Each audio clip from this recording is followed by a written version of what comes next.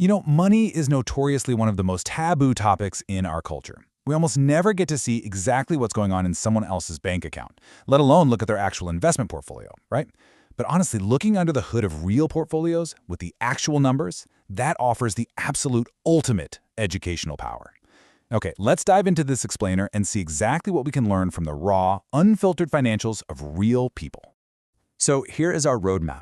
We're going to extract some pretty universal lessons by analyzing three completely distinct financial archetypes. We've got the cautious saver, the high-earning tech whales, and finally, the everyday hustlers.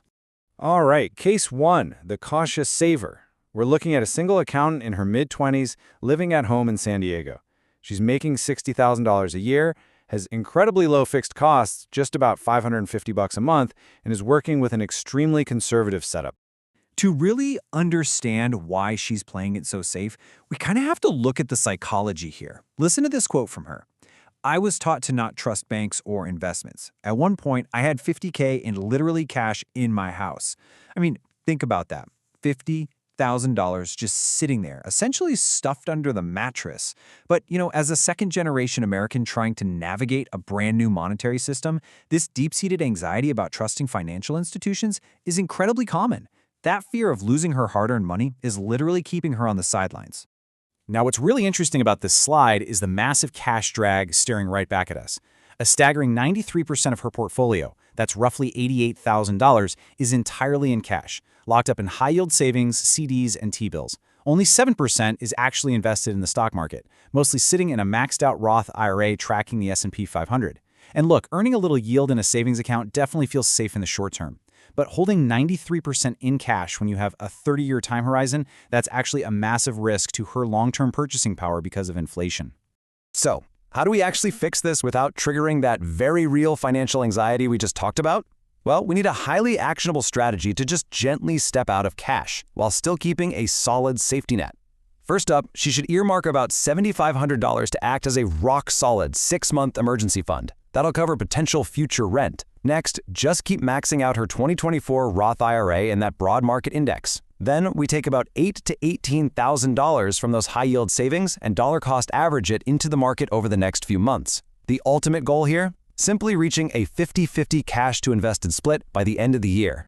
And to help build up that mental comfort, we absolutely have to look at the historical data. It perfectly backs up this concept called "just keep buying," coined by the blog of Dollars and Data.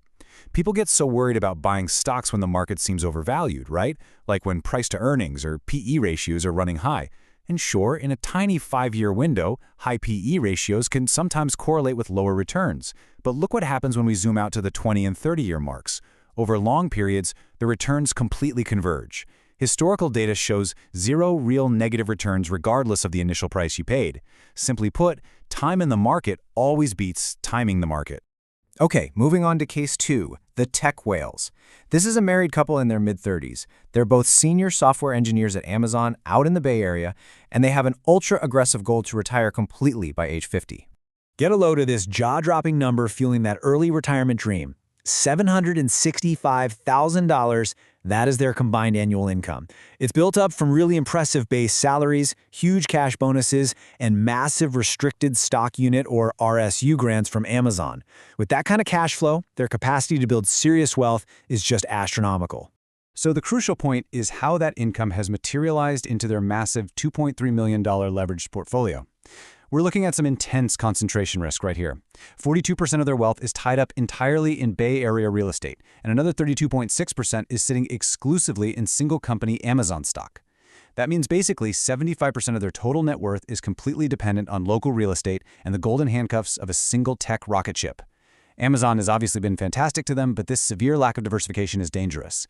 Now, to safely hit that goal of retiring at 50, they have a few specific hurdles they've got to clear. First, they desperately need to diversify away from that heavy company stock to protect themselves against any unexpected market downturns.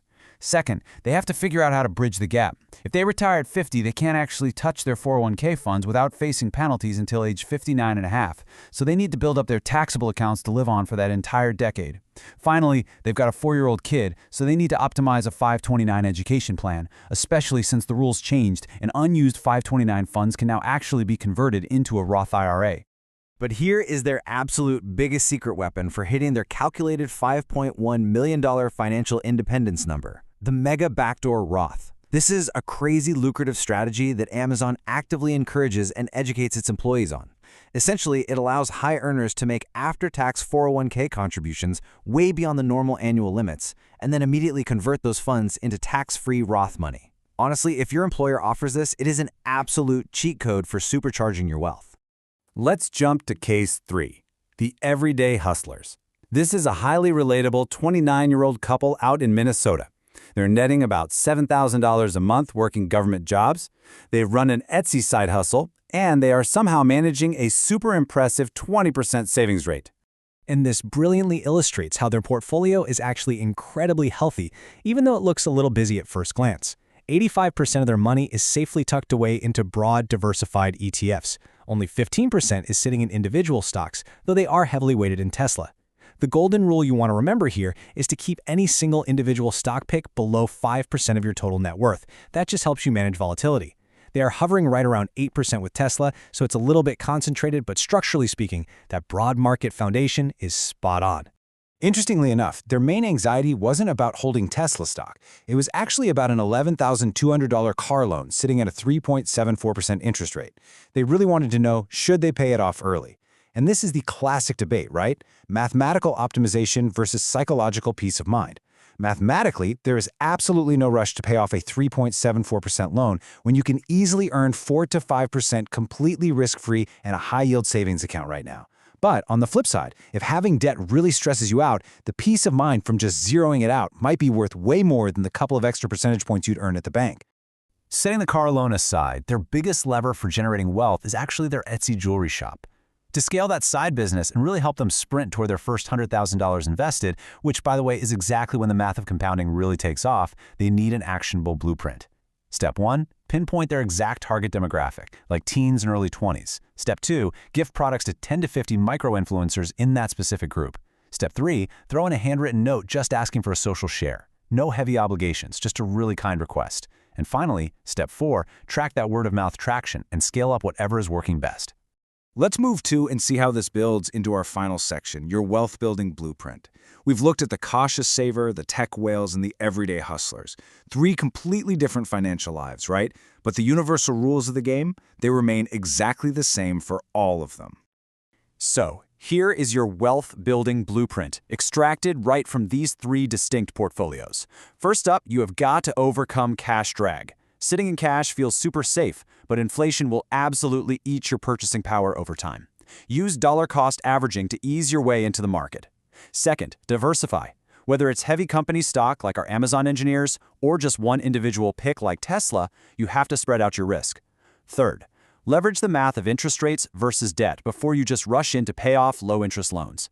And finally, just keep buying. Let time in the market do the heavy lifting to mitigate your risk. You know, it is incredibly easy to look at other people's numbers and see exactly what they're doing wrong and exactly what they're doing right. The genuinely hard part is turning that mirror on yourself. So I want you to ask yourself, if we audited your portfolio right now, today, what hidden risks would be staring back at you? Face your numbers, overcome whatever financial fears are holding you back, and get your money compounding. Thank you so much for joining me on this explainer. I really hope it gave you the clarity to take some action.